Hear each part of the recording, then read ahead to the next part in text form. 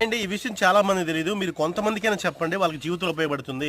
అంటే bank account ఉంటే మనకి ఏదైనా ప్రమాదం జరిగినప్పుడు ఇన్ కేస్ ఒకవేళ చనిపోయినప్పుడు గానీ, లేతే జనరల్ డెత్ గానీ, లేతే యాక్సిడెంట్ డెత్ గానీ అయినప్పుడు డబ్బులొస్తాయంటే 100కి 100% ఇది చాలా మందికి తెలీదు.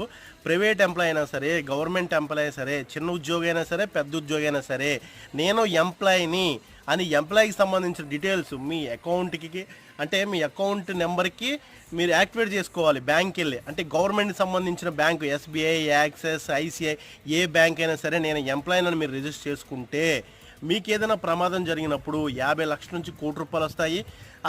ఏదైనా చిన్న ప్రమాదం జరగకుండా జనరల్‌గా డెడ్ అయ్యారనుకోండి మినిమమ్ 10,00,000-15,00,000 వస్తాయి. అదే విధంగా ఆ బ్యాంక్‌కి సంబంధించినటువంటి ఏటీఎం ఉన్నా కూడా 8-10,00,000 వస్తాయండి. కంపల్సరీగా ఉద్యోగం చేసే ప్రతి ఒళ్ళు వాళ్ళ బ్యాంక్ దగ్గరికి వెళ్ళి నేను ఎంప్లాయీనని రిజిస్టర్ చేసుకోండి. అంటే ఎంప్లాయీ అని చెప్పి అకౌంట్‌కి